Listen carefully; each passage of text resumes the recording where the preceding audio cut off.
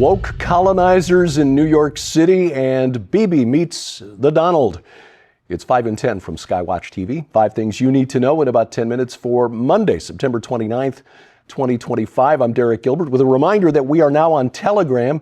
You can follow us throughout the day on Telegram. Our channel, if you're using a web browser, is t.me/5 in 10. If you're already using the Telegram app, then just search for channels 5 in 10, and that'll bring you right to it. Again, I can link you to news items as they occur throughout the day, and we'll keep you up to date there better than we can in this format. By the way, there'll be some updates coming Wednesday, some additional information on some of the things that are breaking as we're recording today. I've got some medical testing tomorrow, so I'm having to work ahead for today and tomorrow, and so on Wednesday's update, we'll have some more comments about some of the things that are breaking, such as item number 5 today, Mideast peace. The 21-point peace plan proposed by President Trump. Main principles of the deal include the release of all remaining Israeli hostages within 48 hours of a ceasefire, which would be permanent, gradual Israeli withdrawal from the Gaza Strip, Israel's release of around 250 Palestinian prisoners serving life sentences for killing Israelis, and another 2,000 Palestinians detained in Gaza since October 7th. Essentially, that is a ratio of about 100 to 1, which is typical in these exchanges between Palestinians and Israelis.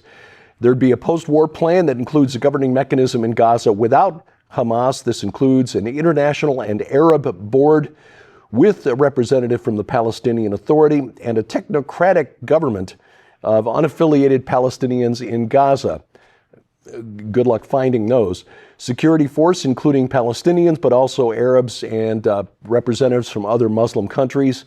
Funding from Arab and Muslim countries for the new administration in Gaza and for reconstruction of the Gaza Strip.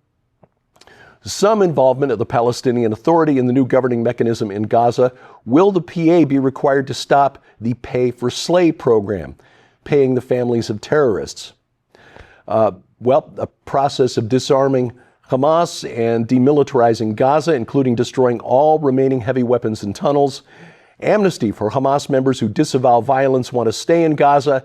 Safe passage for those who don't want to disavow violence out of the Gaza Strip. Here's a sticking point for Israel, in my view. No annexation of Judea and Samaria, what the world calls the West Bank. And no annexation or occupation of parts of Gaza. I don't think Israel wants Gaza, but Judea and Samaria is the biblical heartland. 80% of the Bible's history took place in Judea and Samaria. I think that's going to be a tough one to sell to the Israelis.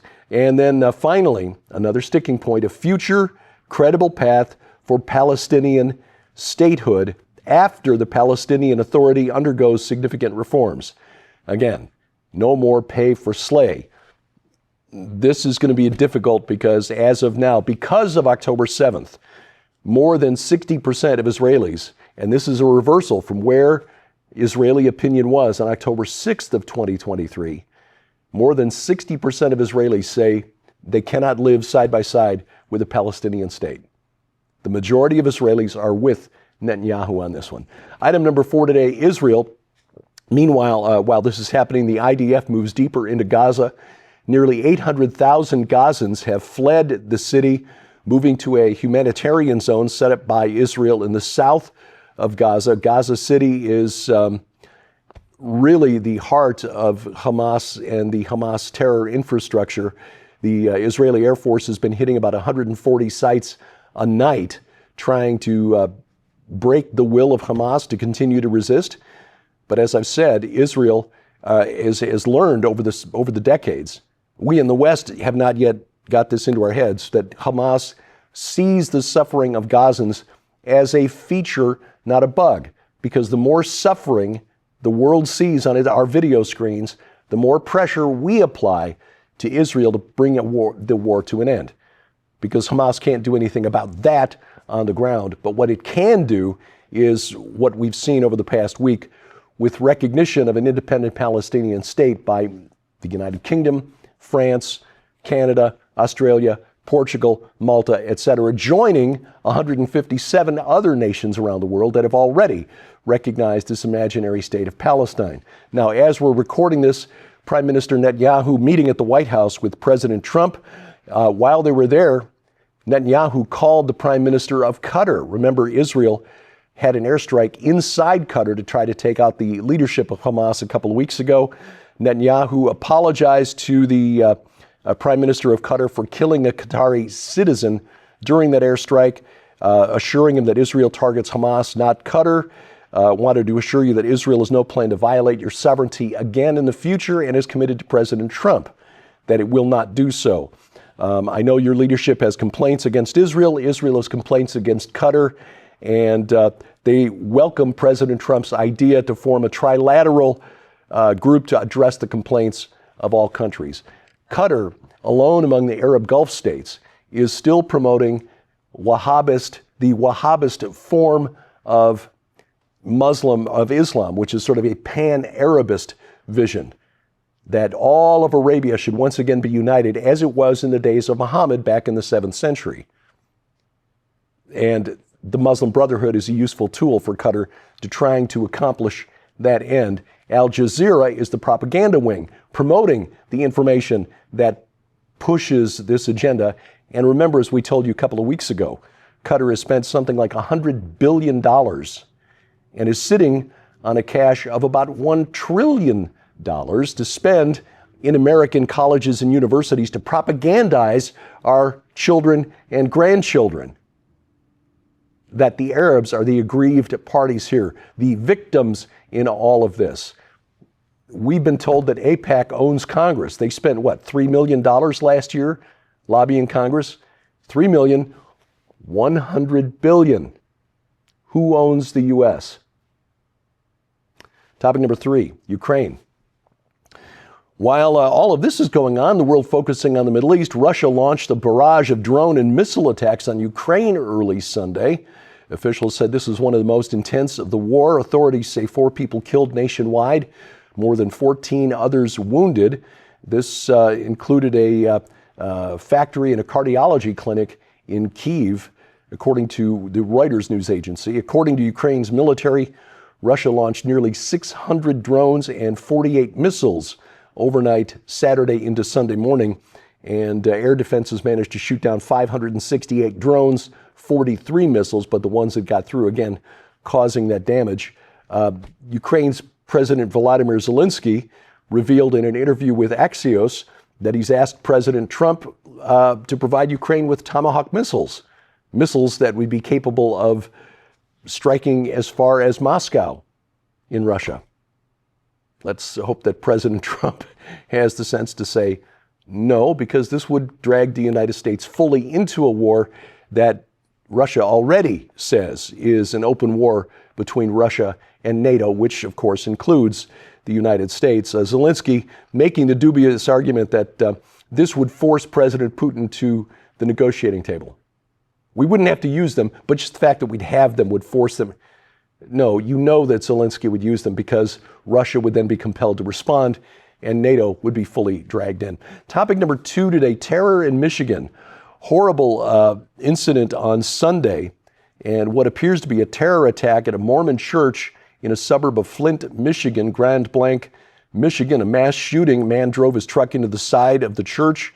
This is a Church of Latter-day Saints congregation, and began shooting. More than 100 people gathered inside for services.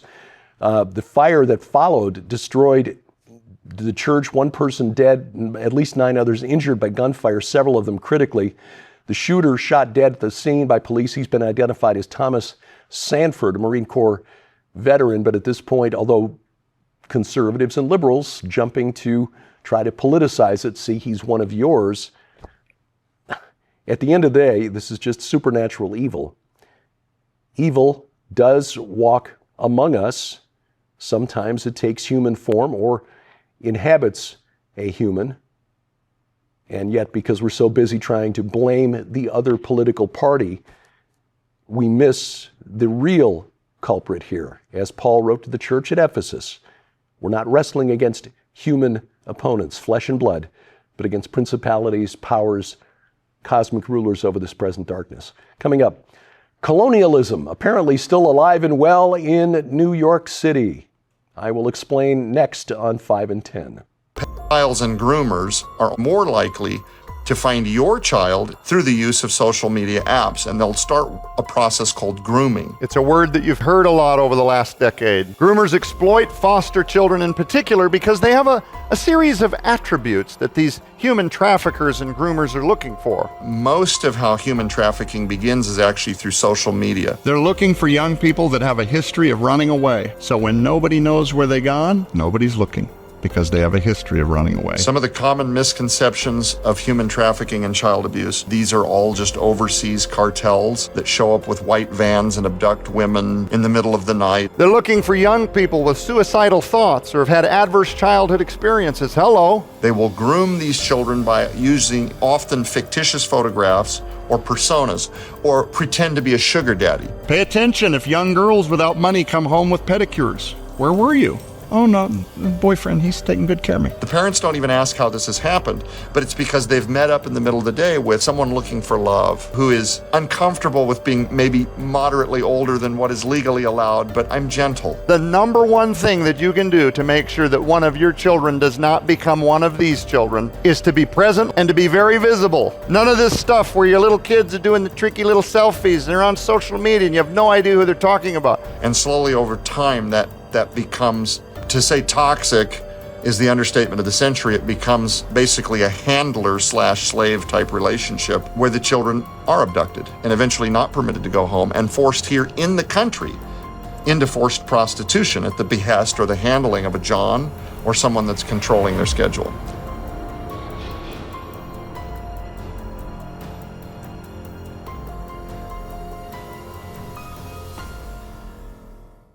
Item number 1 today. Who'd think that just trying to make friends would get you into such trouble these days? But that's what's happened. A midwife, a white lady, accused of colonialism and violence over an innocent post asking for people to join her games night. 30-year-old Ellen Christie got hit with a flood of hate on Facebook after she advertised her Bunko Club, which she started to connect with other women in New York City, the Bedford-Stuyvesant or Bed-Stuy neighborhood of New York City. Quote, "Hi all, seeking women living in Bedford-Stuyvesant to join a Bunko Club. Bunko is a game of rolling dice, think Yahtzee, no skills required." And she included a selfie of half a dozen ladies looking very happy and friendly. So just ladies wanting to get to know other people in their neighborhood. That's not a bad thing in today's world. Too many of us don't know our neighbors. We're not connected to anyone around us.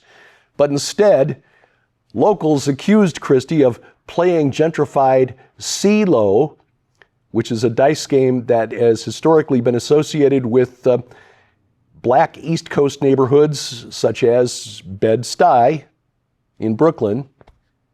The unexpected hatred prompted Christie to remove the post, in which case she got even more hatred. One local named Janessa Wilson captured in a screenshot and she reshared it to the Bed-Stuy Brooklyn community page, prompting a fresh flood of outrage, accusing Christie of colonial violence for deleting the original post. So you post it, you're guilty of colonialism. You delete it, you're guilty of literal violence. Don't we have enough to worry about these days without looking for things to make us angry? Please.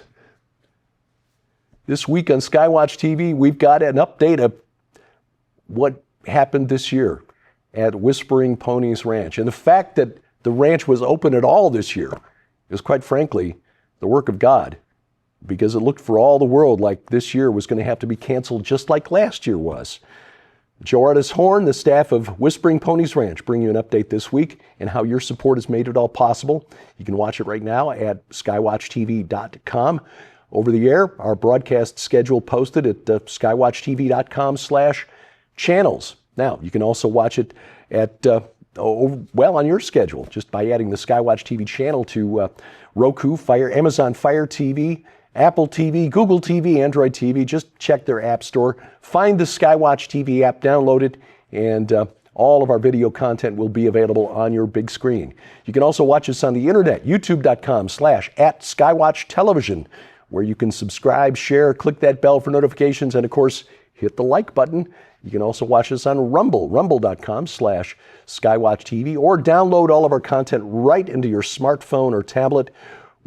The free Skywatch TV mobile app has additional features like a Bible with multiple translations, calendar of upcoming events, and a tab to our streaming video site, even a tab to donate if you are so led. All of that right in the palm of your hands, whether you're carrying an iOS, Android, or Amazon Kindle Fire device.